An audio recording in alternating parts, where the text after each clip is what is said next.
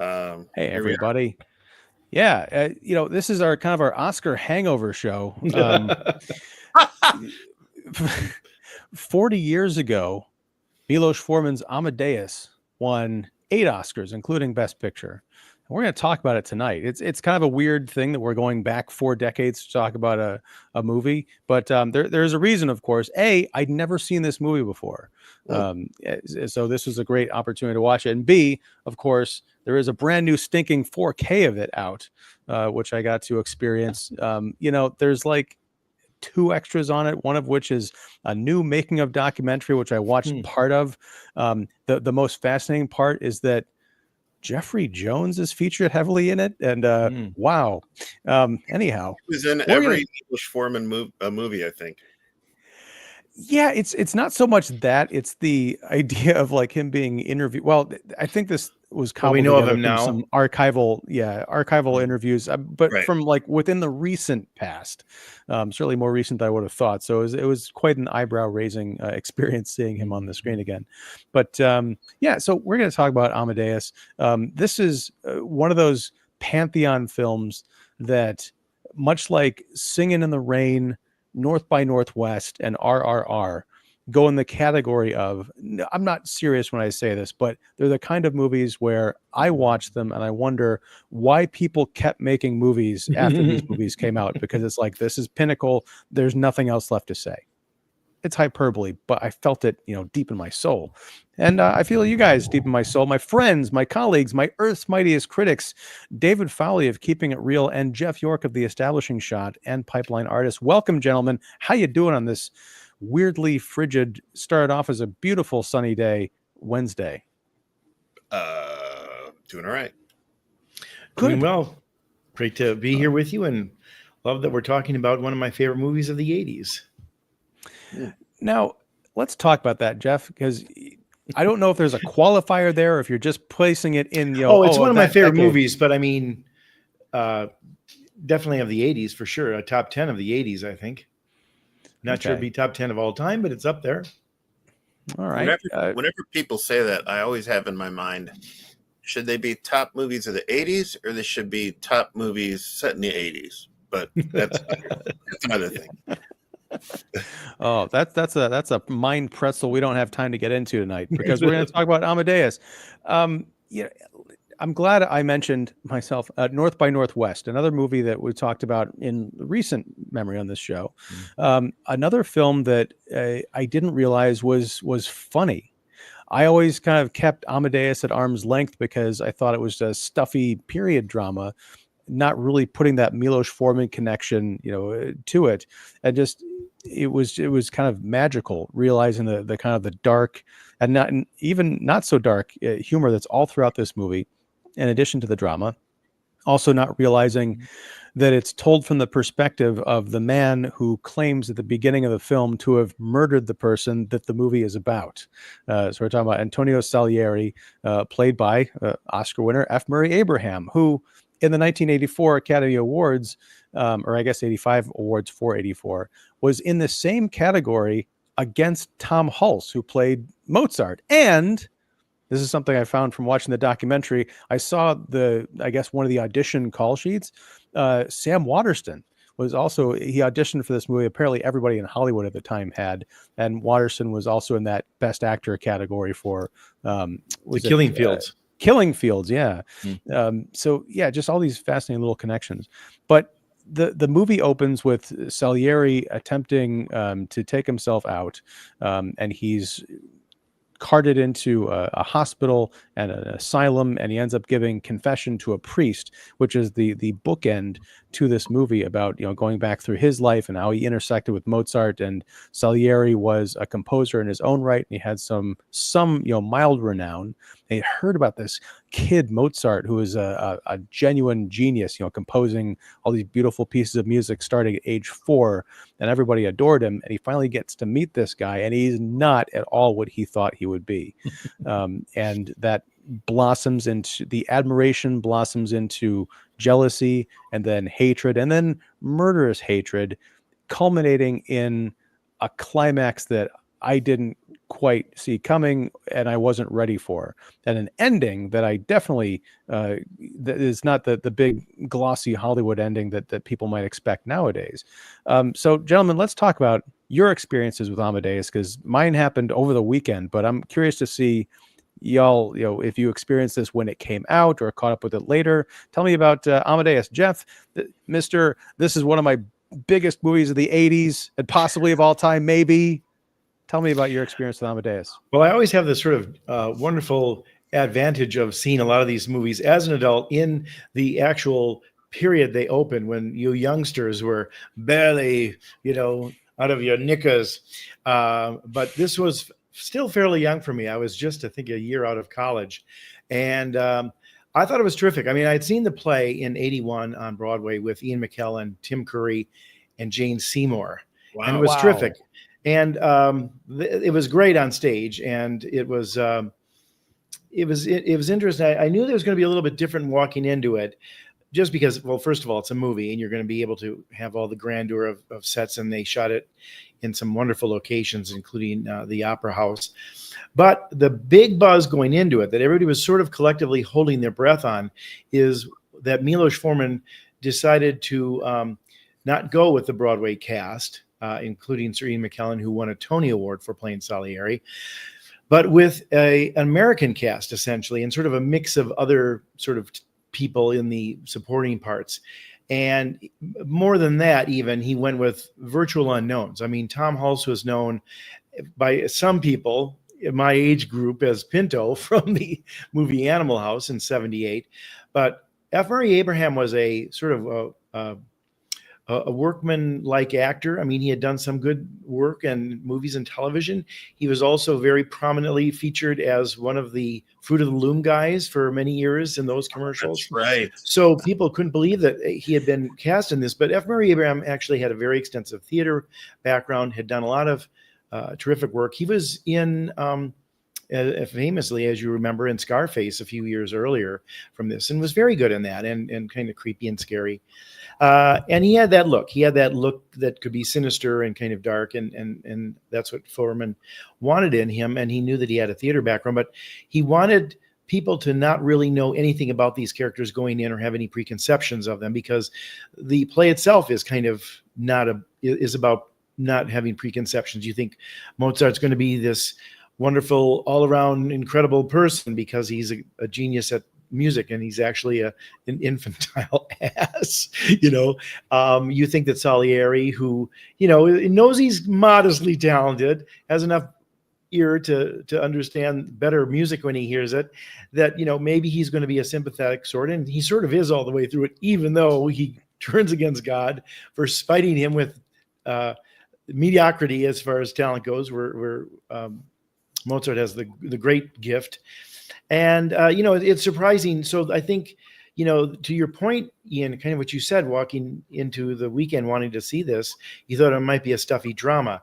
It wasn't. It was funny. It was raucous. It was unexpected with the casting. It was very contemporary in its way. I mean, I think quickly critics and maybe audiences alike, I know I wasn't a critic then, but I was an appreciative audience, got a little bit of the feeling that there was a Mick Jagger or rock star quality to Amadeus, right down to the kind of crazier wigs he wore, the more flamboyant colors, and he kind of trashes places, as the cliche goes about rock stars in hotel rooms.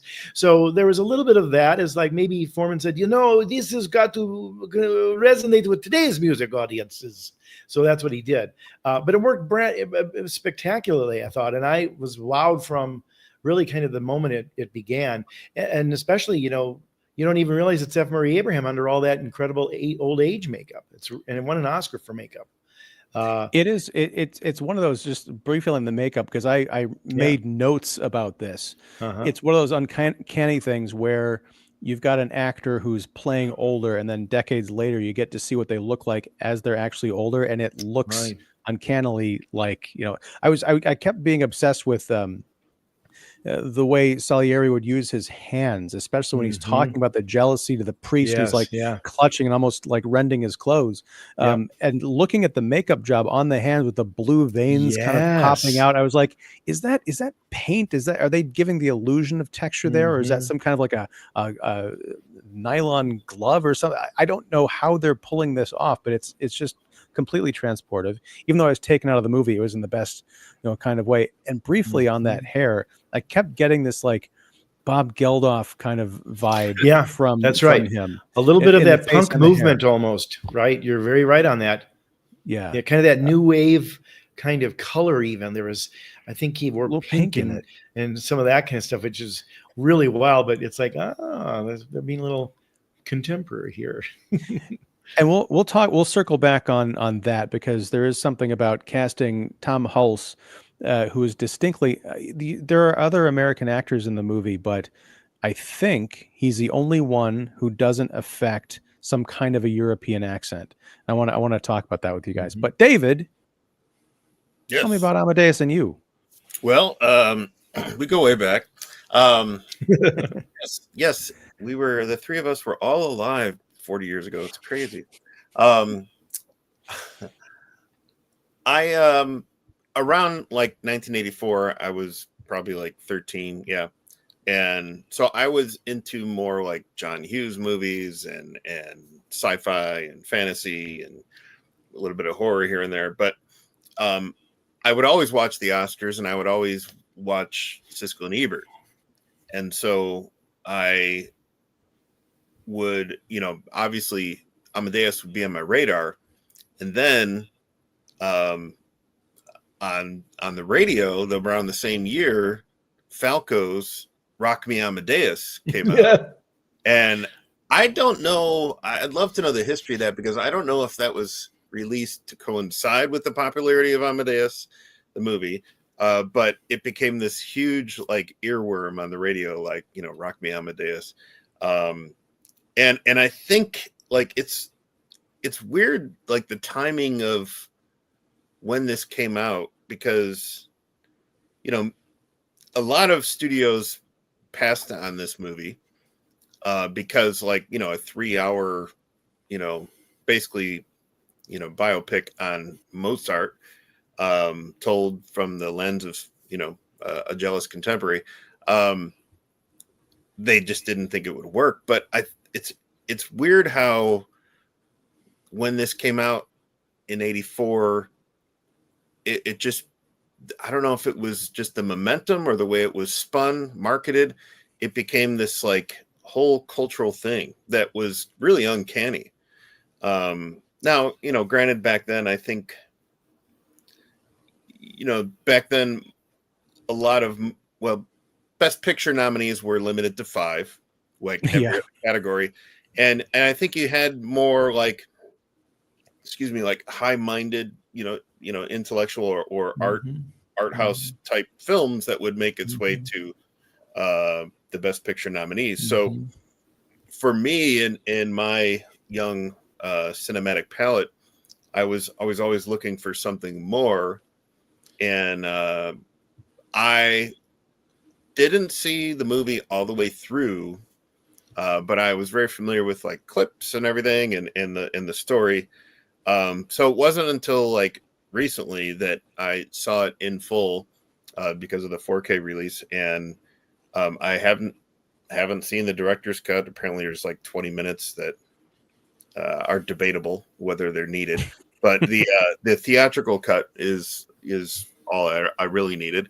And I mean, I'm a big fan of the director and his work, and so I wasn't too surprised by how great it is.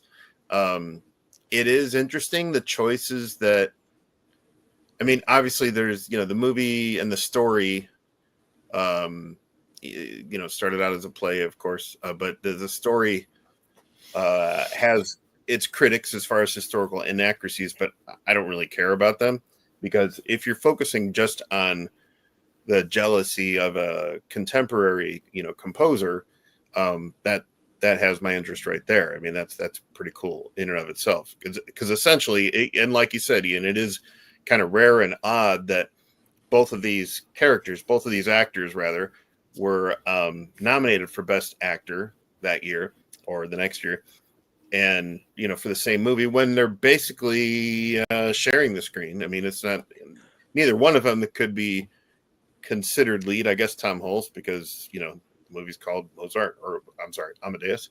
But it is really Salier's story to tell. One would wonder what it would be like if the storytelling was reversed. What if Mozart was telling a story about Salieri? That would be interesting. I don't think it would be. It would probably be more of a Terry Gilliam film, but it would. And I want to. That's something that I said a lot of this movie was unexpected. And we're going to talk briefly. I'm going to put on the spoiler banner here, just for this 40-year-old movie. Salieri gets in with Mozart into Mozart's good graces, and throughout the film, he is trying to help him publicly and in a friendship, kind of a edifice, but always undermining him in very significant and increasingly devious and dangerous ways. He does, in effect, kill him by driving him to overwork himself to death.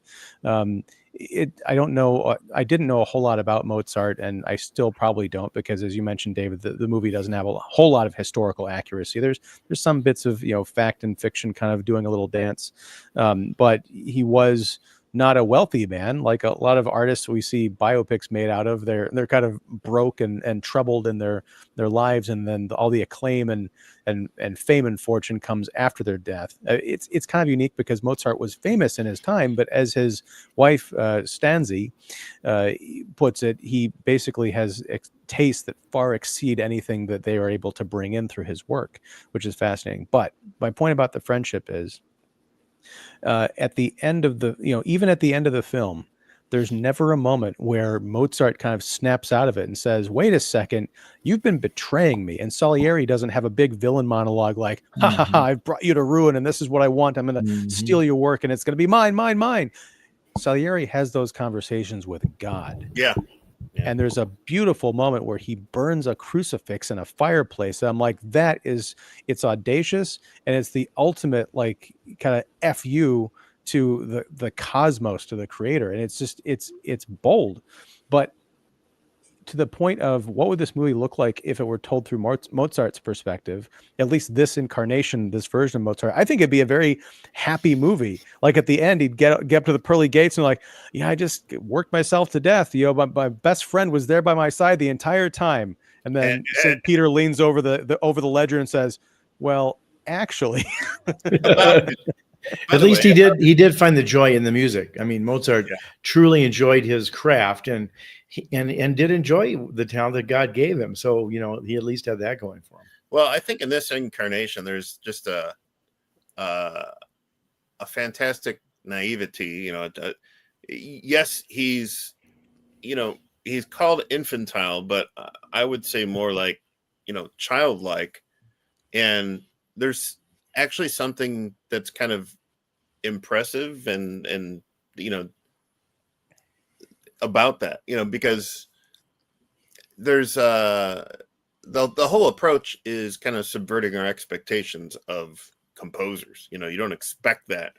And certainly Salieri in the beginning of the movie doesn't expect it. There's that great scene where he's scanning the ballroom and he's wondering which one of these does such talent stand out on its own visually, and then he winds up, the introduction of Mozart is fantastic, because it's almost like, Forman doesn't show his face, just shows like what Salieri is seeing, and it's kind of fantastic. It's like, it's one of those reveals like, oh, this guy, the guy I just saw in the other room, no way, and he doesn't quite he catches him fooling around with this girl who would eventually become his wife. It's not like a lurid sex scene. They're just kind of like being silly and kind of like grabby and whatever. But then when Mozart gets pulled away because this benefit or whatever, this concert that's being put on in his honor, he's like, wait a second, they're playing my music. So he has to like go out and kind of like stuff his shirt down his pants and compose himself and go out there and do his thing, which he takes very seriously. But I did like that, to your point, David, we see all of this through Salieri's perspective. He's like hiding behind, this elaborate banquet table, trying not to be seen, while also trying to catch a glimpse of this person because he can't see it. The frustration is shared by the main character and also the audience, Right. and it's very rare that the audience is not allowed or is allowed to be in the same place as a main character. Too many times we're way ahead of where the characters are in these movies. And I just loved that I didn't know from one moment to the next where this film was going to take me. It was so refreshing, and it kind of makes me lament where a lot of cinema has gone in the ensuing 4 decades. I mean, and it's also so rich and detailed. Like almost every frame could be like a painting that you'd see in the Art Institute. Yeah, it's gorgeous and so well designed. It's interesting too. I think as important as the costumes and the lighting and the sound is incredible in this film. I mean, really the mix and the ranges of instruments and the way they pull out pieces that help you understand what Salieri is talking about is interesting. But I also think there's the detail in kind of the 3 key actors in a way. And I dare say, just from comparing them to the Broadway production, and I don't mean to make a big deal of this because I think it's a great production and they were terrific in it. But Ian McKellen has those Shakespeare chops, and when he turns and said, "That was God laughing at me," you go, Jesus, maybe he should have been an actor because if he's such a mediocre composer. But with F. Murray Abraham, he's just kind of an everyman, and so he seems more average. And on stage,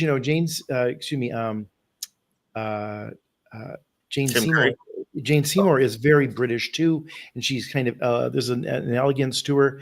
And even Tim Curry, he comes off a little harsher on stage. He was not, I hate to say this, he wasn't really handsome. Not that Tom Hulce is handsome, but Tom Hulce comes off as boyish. And Tim Curry came off as like they were definitely going for a little bit of the Mick Jagger thing, the big teeth and that kind of stuff. Where with Tom Hulce, even when he's like, that isn't quite right, is it? This would be better. When he's first recomposing his welcome anthem. That is one of. But he's kind of sweet about it almost. There, yeah, that's better. Don't you think so? Like, and he's wanting them to kind of agree with him and see what he's seeing. But that works. That scene works because not only does he, completely make this mediocre tune into a famous song that we know that Mozart wrote, but he is, to your point, kind of boyish and there's something likable. If he was just a brat as the counter to his genius, I think it maybe would be too on the nose.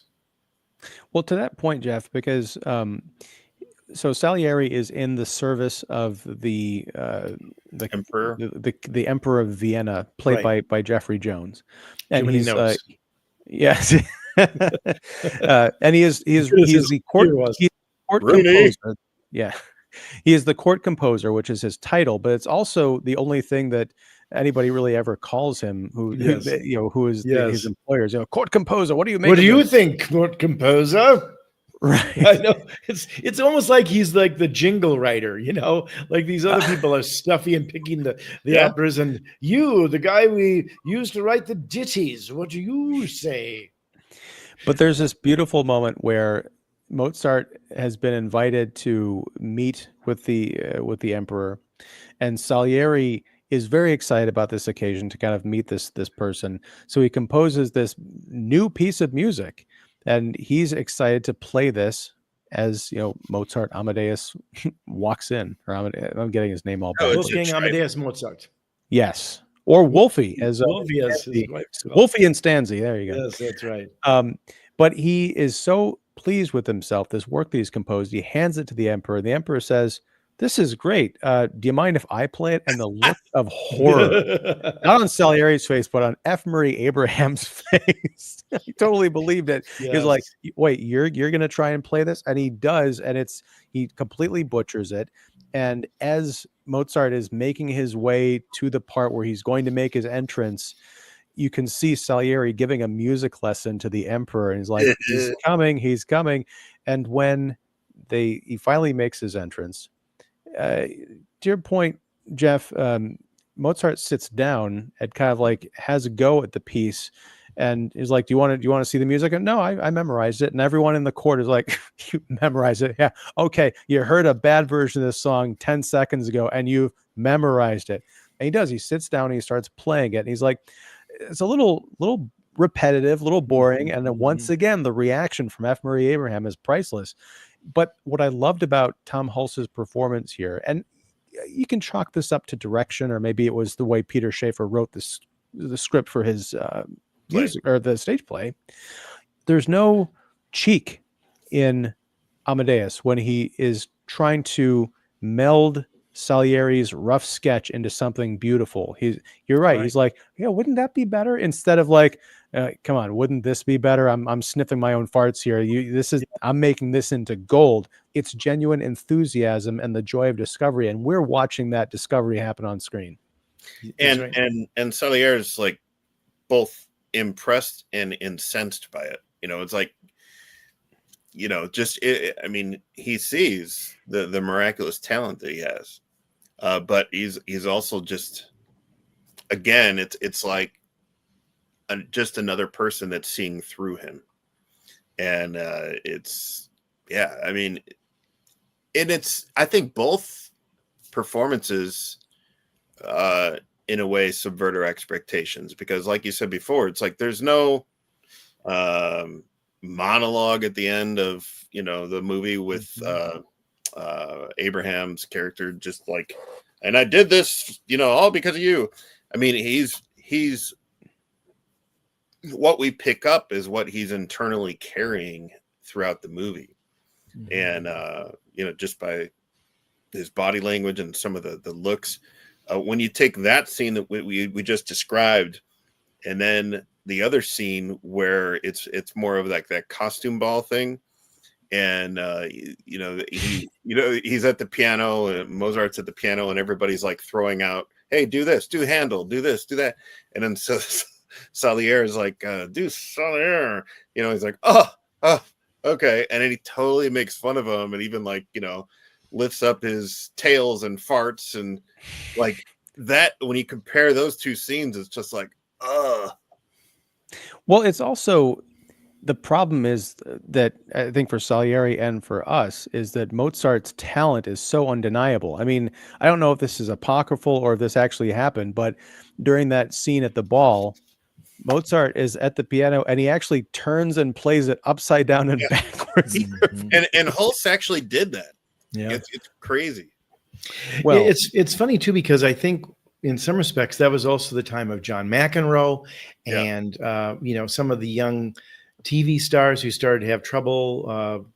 I mean, they always did, it seems, but that was sort of the beginning when the TMZization, even though it was not to premiere on television for a few decades, kind of started to take a grip of the tabloids and sort of gossip shows and Rona Barrett's Hollywood and things like that.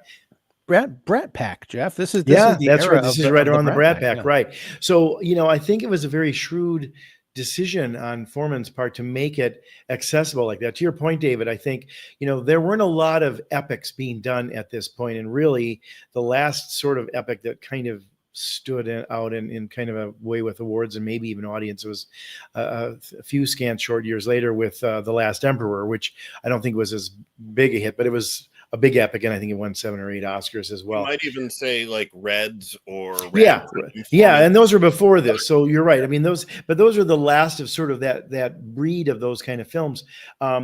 So I think my guess is that Forman, because he was able to be very contemporary in a way, and do things of the modern sensibility. I mean, he had done very famously, of course, One Flew Over the Cuckoo's Nest, and then he did the musical version of Hair, which is a very underrated movie, I think. It's funny how sometimes foreign directors capture America very well and certain things. And then, of course, he did a movie that I think is terribly underrated. Probably if its greatest fault is that it's too short for the book adaptation, is Ragtime. And he had done that right before this. And that bombed at the box office, even though some people really liked it a lot and got some Oscar nominations. But I think he wanted to keep these characters sympathetic, wanted to keep these characters feeling realistic and contemporary. There's a regalness to F. Murray Abraham without him once really turning into that kind of character who you'd expect to see in the Right. wig and the pantaloons and the tails and all that kind of stuff. In fact, there's a number of scenes where he's without the wig on, and you realize he is just this average guy who's got a receding hairline and it's kind of short, so he can fit it under the wig. Well, I it's mean, funny. that's very cool that they show that makes him all the more accessible too. Yeah, I mean, I noticed on this, this viewing is like throughout, I think most of the movie, Salieri is not wearing a wig at all. Right. It's kind of his like brown hair just pulled back. Yeah. He's like the only character, and I wonder. Obviously, that was a deliberate decision, but I wonder if that was just to visually keep him as an other. Not like anybody could be. else. Yeah, he's not quite the stuffed shirt that all those other Right. people making decisions about operas were, rolling their eyes about German. We can't do it in that language. The other thing, though, that I liked about what they do continually throughout there is they, like, even though F. Murray Abraham is playing in many respects a scoundrel, because I mean, to your point, Ian, Salieri is doing all these things to basically try to ruin him and lead him to his grave and defy God and all that. But there's always these little moments of hurt in his face and also moments of adoration towards the end when he's writing the music as quickly as he can, knowing that Mozart is dying, but he's trying to do it through this fever dream. He almost wants to stop and go like, oh my God, of course, that's beautiful, but he's got to keep scribbling. And I love that they capture those parts of Salieri. Like, slow down. Yeah, because he really is still a fan, even though every fiber of his being doesn't really want to, because it goes against everything that he isn't. I read that scene similarly, but a bit differently. To me, and essentially, towards the end of the film, Mozart is kind of down and out. He starts doing musical performances of his works at this vaudeville theater, working for a colleague who promises him half the take of the door. And a lot of his kind of mainstream performances are bombing. And a lot of that is because of Salieri putting in the influence to say, this show's going to go for, you put all this work into making this production. I'm only going to let it run for 5 performances and then it's going to stop. So Mozart is like, I got to take a gig somewhere. Mozart's father dies. Salieri shows up sort of as the specter in black. It's the movie poster of the guy reaching out with the hands with a freakish mask. And he essentially contracts Mozart to write this kind of a funeral dirge. And he's working on this at the same time he's doing this vaudeville thing. And he's under the gun because of this financial pressure. And so at the very end, Salieri's like, look, here's a bag full of a crap ton of money. I'm going to make you think that this is from your benefactor. Really, it's your cut from the vaudeville show, but you don't know that. You get the rest of the money or nothing if you can turn in the rest of this funeral piece by tomorrow night. And so he and Amadeus stay up all night and into the next day or whatever, working on this stuff.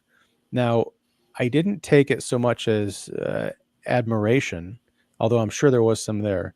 I took it more as Mozart is dying, and yet he still is able to channel this stuff outward. And because it's not him sitting alone in this apartment day after day, barely eating, just scribbling and writing as the maid, played by Cynthia Nixon, who was like 12 years old in this movie, right? 17. My gosh. But my long rambling point is, to me, I read that as Salieri, his penance for this big grand scheme of his is getting to witness the act of creation and seeing what it's like for God's own instrument to spew forth. And he can't take it. It's like looking into the Ark of the Covenant. You unlift that thing like, no, I can't. I literally cannot look at this. It's too much. I love the moment when Stanzi comes the next morning in that scene towards the end there, and she finds Salieri and the Mozart almost looks dead, and their little boy is there with him, and she takes all the papers of the music and just puts them away in a little cabinet, and Salieri's just like, it's just like it's like taking away a winning lottery ticket and closing it away. It's just like, whoa, it's just and what's even the best detail about that, David, is that it's a glass cabinet. Yeah. It's not You like can this see wood it. thing. He can see it, but he can't. It's like everything else in his life since he met Amadeus. It is just out of reach. Yeah. He feels like he can touch it. Yeah. I also think it's interesting they cast Elizabeth Berridge.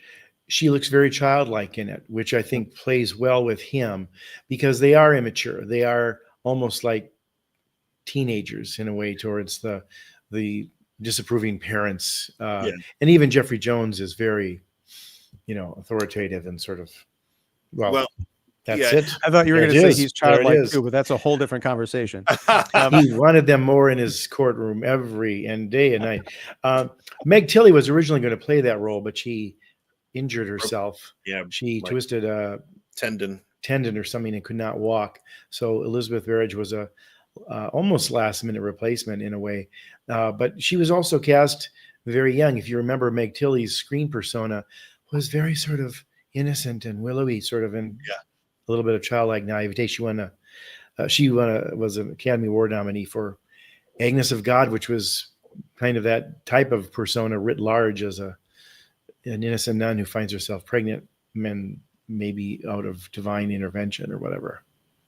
Well, I've never seen Agnes of God. I Jane Fonda. recommend it. Yeah. It's a better play than a movie because sometimes when they open up the movie and they have to, okay, now they're sitting at a desk, where it was almost a blank stage when I saw it on Broadway. But yeah, Anne Bancroft, Jane Fonda, and Meg Tilly were very good at it. Bancroft got an Oscar nomination as well.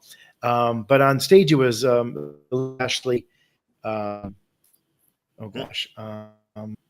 Amanda Plummer played Agnes, and gosh, I want to say it was Geraldine Page, I think, as the Mother Superior, but I could be wrong on that. Wow. Well, it's funny that not too long ago you mentioned Mick Jagger, and he actually auditioned for the role of Mozart in this movie, and as did Mel Gibson. That's so funny. Yeah, and at one point, Mark Hamill played the character, I think, after Tim Curry on That's right, stage, which I think would have been great. And Amy Irving played the role of his wife after Seymour was done with it. Right.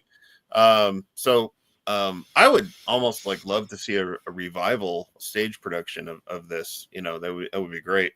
But when you think about, those guys auditioned for Mozart, they were considering Burt Reynolds for Salieri and Donald Sutherland. Donald Sutherland would have been fine. And it's interesting because Forman actually allowed the American accents to be, or the allowed the American actors to be accent free. They're like, I read where he was like, I will just let you focus on the characters and the setting and the situation. Which is fine to me. I didn't really care. That's the thing is, like, when I was, and we've got let's pull over here and look at some comments because this is gonna come in handy.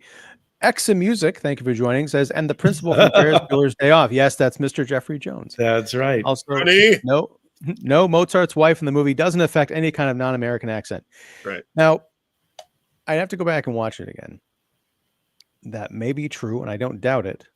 But there seemed to be, she did play a bit of a scold, particularly after they got married and had a kid. I don't blame her because he was running around whoring and drinking and writing music all day. Yes, he was a cad and not much of a dad. But hey, is that a sweatshirt? Anyway, I feel like the accents in this movie, if not strictly European, at least had that bit of kind of buttoned up propriety to them. Yeah. But there is none of that in Tom Hulce, and it sticks out like a sore thumb to the point where it's easy to come away with the impression that his was the only American accent, or the only very modern kind of accent in the film, which I give Kevin Costner a lot of crap because of Robin Hood, Prince of Thieves, and there are other incidents where it's like, couldn't you just try? But this is, I think, the only movie I can remember where it felt like a deliberate choice to say this guy is such an outsider. He's actually from the 1980s America transported back in time. stuck out like a sore thumb. And I mean, that's exactly how they're presenting this Mozart character, is within his surroundings and his contemporaries and the people that he, works for and reports to. He does stick out like a sore thumb because of his behavior. So why not just, leave the American accent on? I also think too, Jeffrey Jones' character is, yes, kind of buttoned up and everything, but very much Jeffrey Jones accent there. He's not really trying anything. So that kind of stood out to me too. Sorry, go ahead, Jeff. No, I was just going to say, it is funny though, because Tom Hulce has played characters who can be a little more, reserved, as his character was in Animal House. He originated the role that Tom Cruise played in the movie of A Few Good Men on Broadway. So he's played more mature or sort of self-contained characters. But to your point, it's funny because his delivery is so American throughout this. Like, no, I don't think there's too many notes at all. I think that's all there is to it. I mean, it almost sounds like he was encouraged to be as American as you can be, which really works here because it does make him, as you said, Ian, I think it's one of the geniuses of the film in every way. He's the odd man out. He's the odd man out with his talent. He's the odd man out with his attitude, his delivery father. with his father. There you go. He's on the outs with his father. And even, the dress is just a little bit not acceptable in the king's court. Yeah. The other, there's definitely two distinct parts to this movie. There's the kind of flamboyant, young, boisterous Amadeus. And then there's the Amadeus that I think it coincides with him kind of getting sucked up into the vortex of Salieri's plans, where it does start to wear on him, possibly because he doesn't realize he's being manipulated. But he gets to be sickly. The lighting changes when he's in the apartment, kind of hunched over his parchment writing, composing. There's a scene where I can't remember. It might have been when the guy, I can't remember his name, the dude who ran the vaudeville theater, who gave him his shot, his friend. That's oh gosh, he was the one who died at the funeral in Four Weddings and a Funeral. I was going to say the one who died at the funeral. I never. Simon Cowell. I've never seen Four Weddings and a Funeral. Cowell. Oh, really? Oh, well. Yeah, I gotta fix that one. But no, but essentially, I don't even know if they named this. They probably named this character in the movie, but if they did, they probably named him once, because I kept in my notes is like Mozart's best friend. But anyway, when he comes to visit and he's looking for his pages, because he is expecting work out of Mozart too, and he's like, "What's this?" Stanzi at first has the pages, and she's like, "Don't look at those." And then Mozart comes out, and his performance in there, he's sickly, his hair is crazy wild, he's doing a bit of that kind of maniacal laughter, as I recall, but there's something in his affect that reminded me of Heath Ledger's Joker. And I thought, I'm not saying Heath Ledger watched this movie in preparation for that character, because it's never come up. Yeah, it might have influenced him. Yeah. But there is that kind of manic kind of quality to him, even in the way that he talks and describes things in that moment. It's a new dimension to the character. This isn't one of those films where you start watching it, you think you've got a grasp for the character, and that's all you're going to watch the next 2 hours, because Hulce and even F. Murray Abraham, going from his younger self to his older self, they're constantly evolving. And what I loved is that the drama between them is physically changing the characters and some point the actors. I almost feel like around then, at times it feels like Salieri is subtly, at least performance wise, like realizing that, oh, maybe I've gone too far.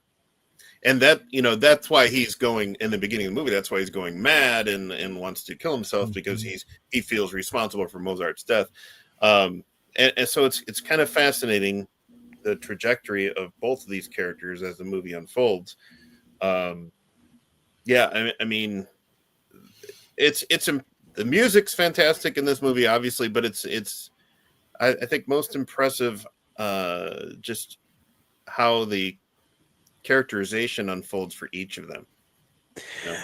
Yeah, and even, I mean, down to, we haven't really talked about the costuming, but something that I picked up in Salieri, the present day, which is like the 1830s or whatever, when he's in the asylum talking to the priest, he's got this kind of distressed bandage around his neck. When they first bring him in, I had almost thought that he was trying to slit his own throat. I guess it was his wrist, but when I see him with that bandage on, I was like, oh, is there damage there? Later in the film, when we see Mozart at his worst, he starts wearing that same bandage. Now I know, or not bandage, but it was like a neck scarf or a Almost like a wrapping of scarf, some yeah. kind. Yeah, and it was very common for, I guess, people at the time. We see it throughout the film, but usually they look good. They look like they're part of a suit or a uniform. Whereas the way that those two men wear that it's almost like a bandage, like a wound that they're trying to cover up. Specifically, the neck slashing thing. Did I miss something? Because when Salieri gets taken in the beginning of the film, it didn't look like he'd cut his wrist open. It just looked like he was grabbing at his neck and there was just like blood everywhere. I thought he had tried to cut his throat, but maybe. Yeah. I think he was trying to. Yeah. And it also explains a little bit why his voice is also extra raspy, because he's got a little bit of trouble speaking. You know what it is? I think I did a quick read through of the Wikipedia synopsis before I jumped on here to make sure I didn't miss anything. I think they said that he did the other thing. So Wikipedia strikes again. Sorry. How dare they? And they want our money. I love the great. Please, can you give us $10? I love the great Vincent Schiavelli in the beginning, the valet, who's also been in a lot of Forman movies. But yeah, and especially just like when you talk about details of production design and setting, many striking scenes, obviously, not just the operatic productions, but even the inside of the asylum when we see them walking in. That place is ramshackle, haphazard, in desperate need of help. And then there's that scene where he's walking through, I think, the streets of Vienna, and you see like somebody like walking a bear upright. There's a bear upright, and then there's a little like a Yorkie Terrier on a ball. Like when I was in town, the circus. When I was watching this movie, my daughter had come in around then, and she's like, "What the?" And that was just a scene of just him walking through, and and that's, it almost reminded me of something like, say, like Terry Gilliam would do, is like you just taking all of these, what we would think to be just an average street scene, and then being very deliberate and kind of almost like quirky and showing such unusual and maybe even absurd things that like, this is just normal. I think actually Gilliam did some kind of a similar thing with animals during it wasn't the circus scene, but it was one of the scenes from Fear and Loathing in Las Vegas. We're like, wait, what is that? Oh, no, it was like a rabid wolverine or a ferret or something. Speaking of kids, and no, this is not a reference to Jeffrey Jones. I finished watching the movie, as I often do, very early in the morning. And my youngest came downstairs. He's 7 now. And I literally had like 3 minutes left to go in the movie. And so he sat down and watched with me. And I figured, okay, it's just Salieri talking to the priest. We're wrapping up. You're going to cut to credits. Nothing weird's going to happen. But then, oh no, the orderly comes in and wheels Salieri out into the hallway. And down the long stretch of hallway, you see a guy who's like naked in a box. And you've got this other dude who's half naked. And he's chained by the neck to a wall and all this weird, freaky stuff. And I'm like, and he just turned to him and said, "Stay in school and get good grades." Or this too is your fate, son. See what happens when you misbehave? I should have, but no. But I was so like in dad mode that I almost missed the significance of Salieri being wheeled down this hallway, blessing everybody as the patron saint of mediocrity. I love what a perfect way to end this movie. Yeah. Wasn't it wonderful? He finally had his sort of acclaim, even though he was the king of the fools or whatever. It's funny. One of the things that impressed me about this movie, and I think to me it always sort of separates the regular epics that are big in scale and those that really, I think, hit you a little bit more. It's a very intimate epic. I mean, we're in these opera houses, and imagine the expense and the detail that you had in that. And yet you never kind of have this, well, I'm just going to have a big pan around here and show this for 2 minutes to show off what my production designer did. It's there. And if you're looking for it, you can't ignore it. And it won an Oscar and everything else. But, we're concentrating on Salieri up in that balcony and the, watching from all 5 performances he went to see, even though he made sure it's shut down. Or, we've got the full orchestra playing there and it's symphonic and all this, but we're concentrating on Mozart's love and joy as he's conducting, and when he's going like this, and it's almost like, it's a solo piece. And I love that it constantly keeps the concentration on the characters here and sort of them in context of those settings.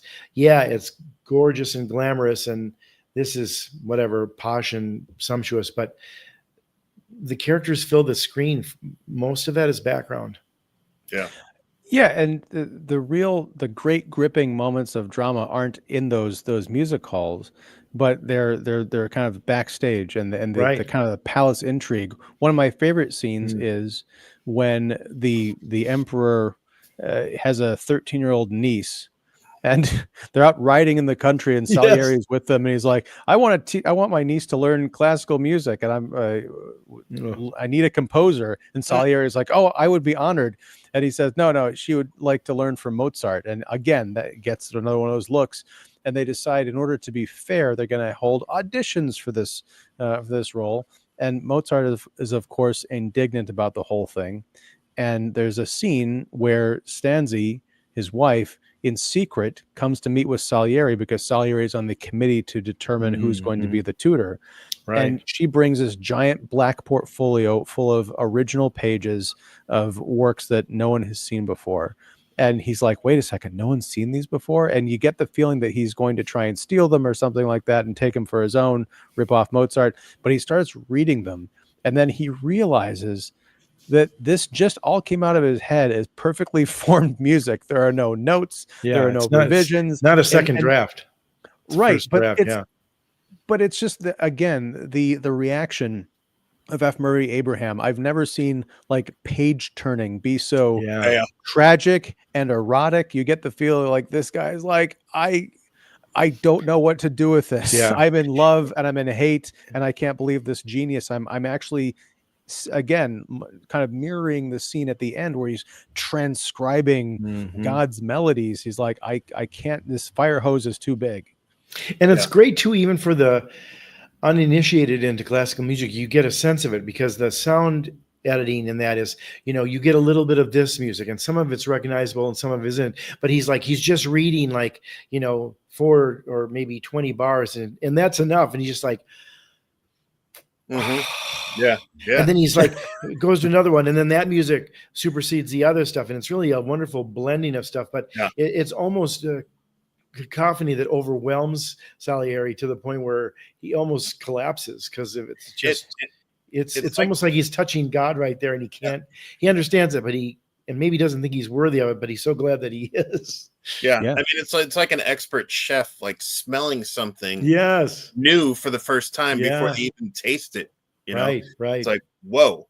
And Salieri's a good enough musician to know how it will sound and recognize the notes. He recognizes what the music will be orchestrated as, but the inspiration to order those notes like that, he doesn't have that. Yeah. And again, to go back to David, you've mentioned this a couple of times, subverting our expectations. When Stanzi goes there, it's unmistakable. Her corset or whatever is kind of low cut and pushed together, and she's like, oh, I dropped these pages, and she's kind of leaning down, and she's like, she will do whatever it takes to make sure her husband gets his position because they are broke. And it turns out that she doesn't need to seduce him with her body. He's not interested in this. Although Salieri does have a thing for Christine Eberstahl's she plays the character, the opera singer. Yeah, that he's like, if you're nice to me, I'll give you the lead. I'll give you the lead role. It's like the earliest casting couch. Yeah, oh my gosh. In Salieri says, I couldn't think of anyone else touching her, least of all the creature. I love that he calls him the creature throughout the movie, especially in his conversations with God. Oh, And I am, when it comes to like religious movies and Christian movies, not that this is one overtly, but I am always interested in seeing people wrestling with their faith and wrestling with not necessarily God, but just their beliefs and their faith. And it takes something like seeing somebody else's talents to just get this Salieri character so possessed and obsessed with the fact that other creature is out there, and that God would allow this kind of music to come through him and not himself. It's very compelling, and it makes you maybe one of the many themes of this movie would be like, can you celebrate a friend's success or talents? yes. Yeah. Well, I think that's exactly it, because Salieri goes to some very dark places at the end, and at the very end of the movie, he feels that God is still kind of laughing at him. He never feels like he gets the upper hand. He just keeps feeling like he's trying. He's like, God is Lucy with the football, and Salieri is Charlie Brown. It's just never going to end well for him, and he can never just appreciate the talents that he has been given, the life he's been given, of this kind of prestige and this position that a lot of people in that time period probably would have killed for. Right. It's just never quite enough. And that's one of the reasons that I think that this movie is, we keep talking about how it was contemporary in 1984 to have this period drama with 1984 kind of acting sensibilities and stylistic sensibilities. I think this movie works tremendously well today in the kind of the social media era, where everybody's constantly comparing themselves to, I've got to have the perfect Instagram photo, or I've got to be seen as having this much talent. How many likes you get determines your value. Influencers, yeah, right. And also the obliviousness of people. We saw this 20 years ago at the advent of American Idol, and people going up and singing and realizing that no one ever told them that they stink, that they're not the greatest, right? Right. But the producers said, you know what? The ones who stink, let's put them at the beginning, because this is still good TV, and that says a lot. That's like, right. That's exactly it. So I think. Again, this thing is due for some kind of a revival. I don't know if it's probably a tough ask. Like, hey, it's a 40-year-old movie about a 200-year-old composer. Go check it out. But I feel like if you market it right way, you could make it cool.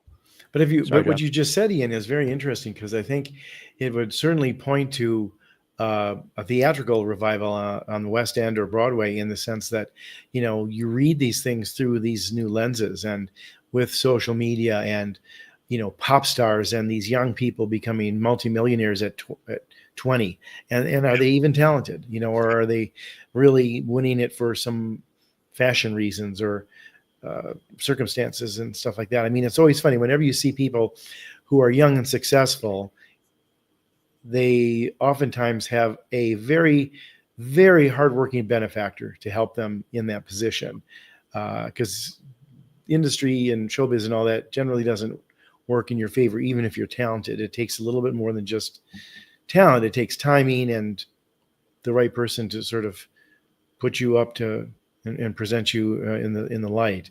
And a lot of people want that without necessarily understanding that, or to your point earlier about American Idol, not having the talent for it. In fact, I'll tell you just a quick funny story.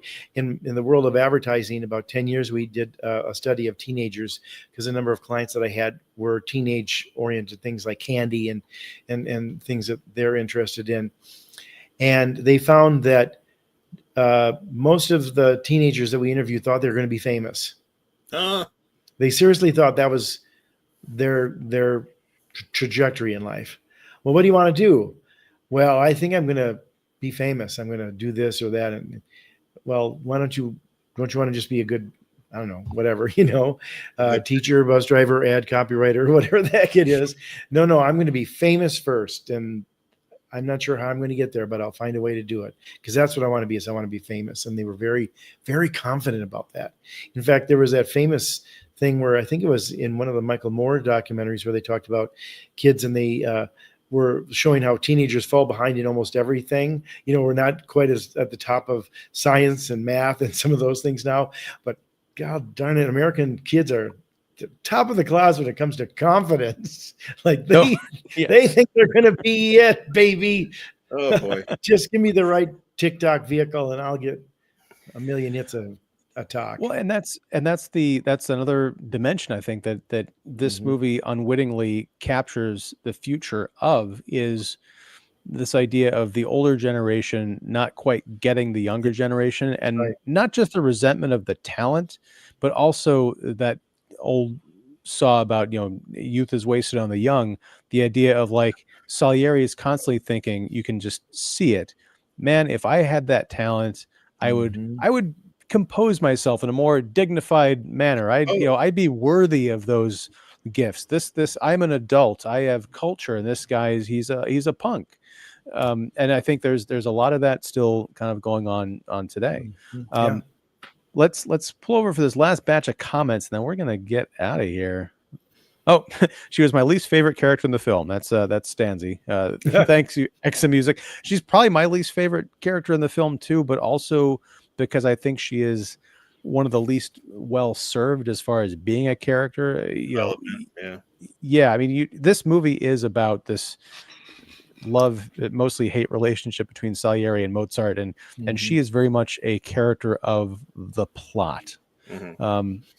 Let's see, Fabio Pinheiro, I'm hoping I say that right. When I heard Serenade for Winds in the movie, it was a truly memorable moment. Now, confession, I know very little about music, classical music, so I don't know what Serenade for Winds is. The juvenile part of me says, oh, is that the tune that Salieri wrote that Mozart farted at the end of? That's the only thing I can think of.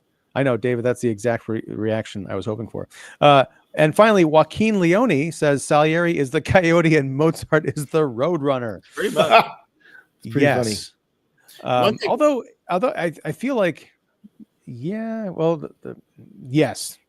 I was getting my characters mixed up. Just thinking of Salieri running off a cliff, but that's not the right way. Go ahead. One thing I found interesting that we slightly touched on, but is probably one of the most memorable characteristics of Hulce's portrayal is his laugh, and he uses it in many different ways throughout the movie, which is like even in that scene where he's reworking Salieri's piece.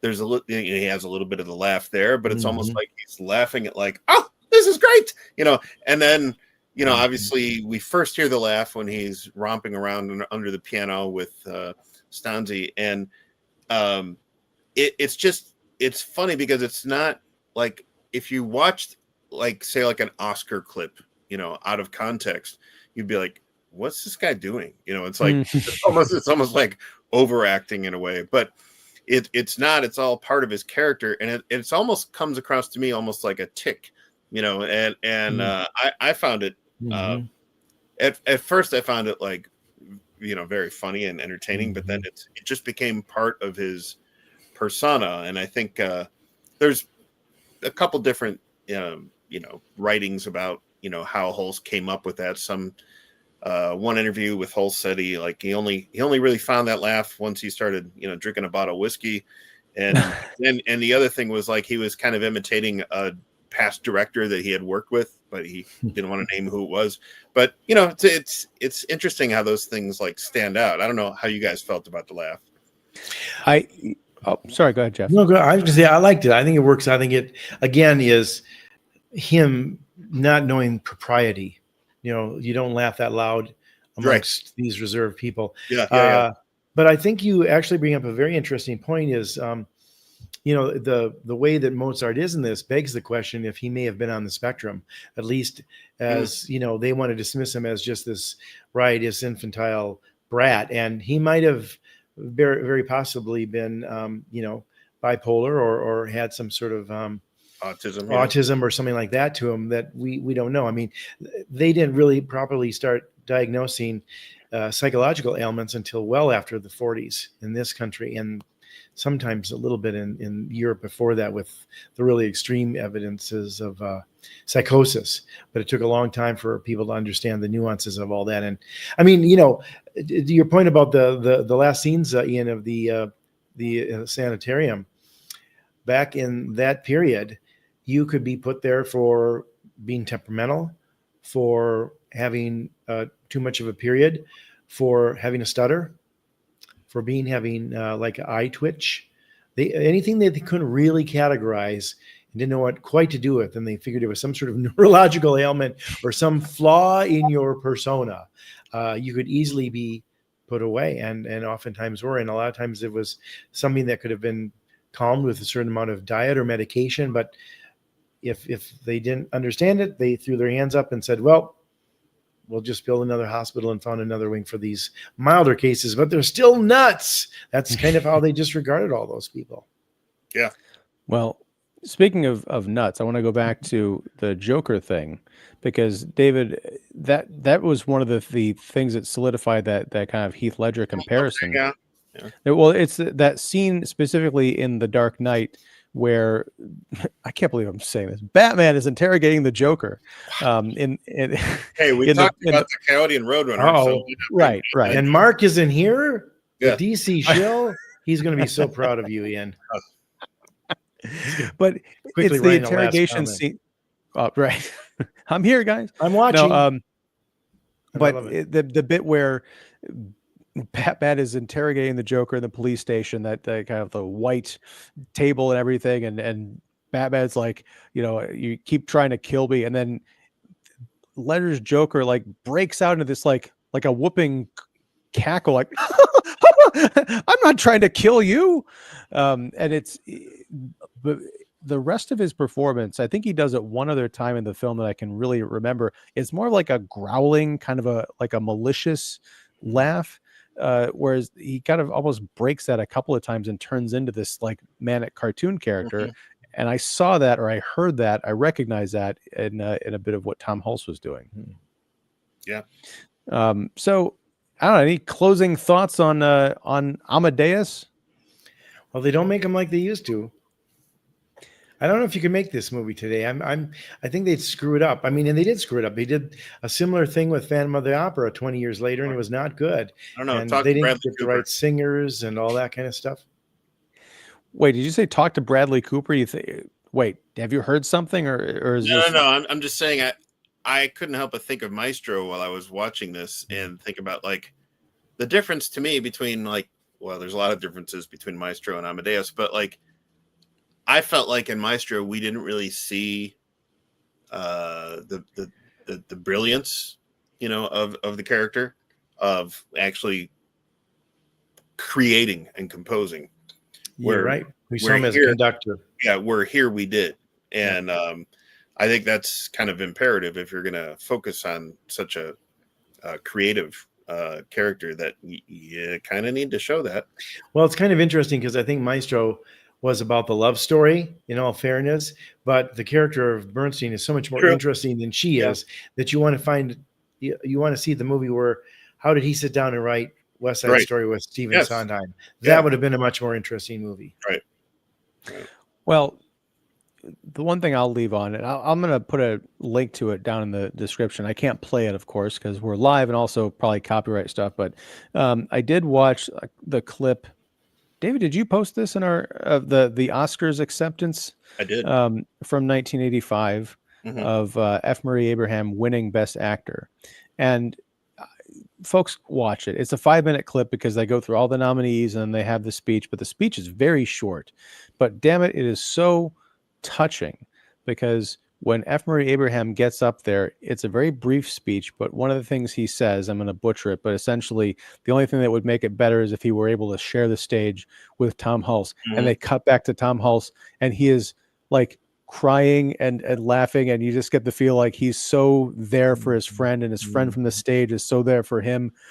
And also, as I mentioned, the contrast between a 35-year-old Jeff Bridges and a 30-year-old Timothy Chalamet. 29. Chalamet. Yeah.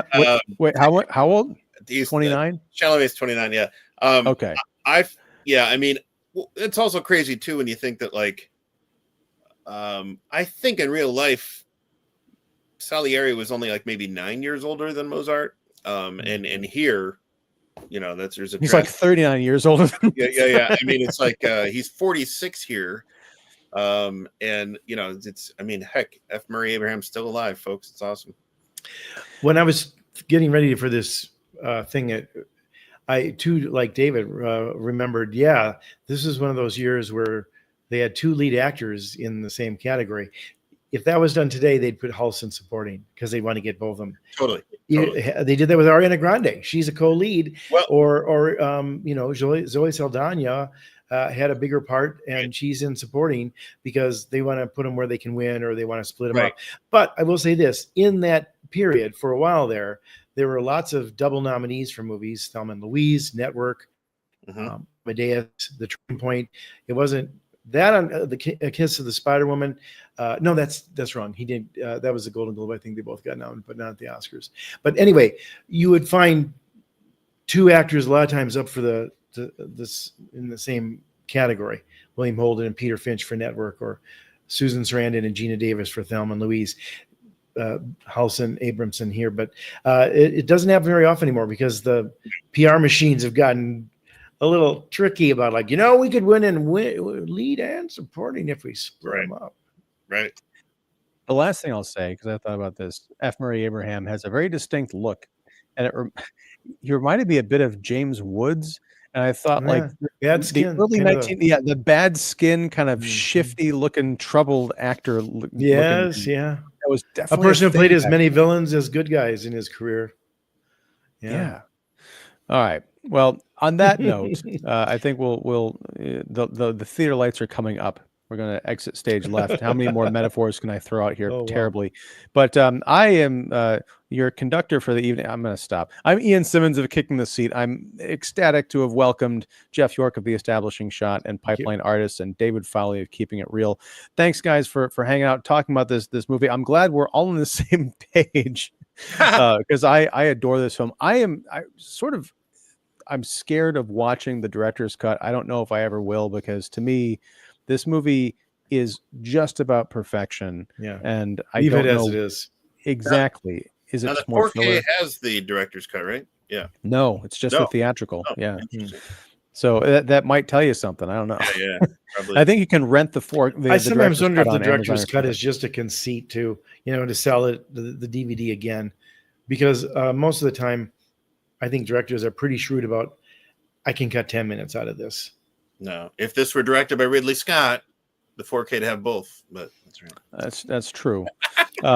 But all right, well, I think we'll leave it there. Also, thank you to everybody who watched, live or catching up on the replay. If you like this show, please subscribe to Kicking the Seat, and also keep up with all of Earth's Mightiest Critics. Not all who could be here this evening, but we had a nice little trio here. This is a great conversation, gang. So support David and Jeff and everybody else. And next week, we're going to find out if he is oh so fine. Yes, we're talking about Mickey 17, the new Bong Joon-ho movie.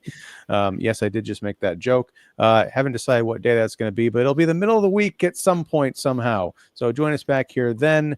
And until next time, whenever that is, whatever that is, thank you very much. Take care. And go check out Mozart if you haven't. It's quite amazing. Where's my mouse? I'm trying to end the live stream. I can't. There it is. Okay. Good night, everyone.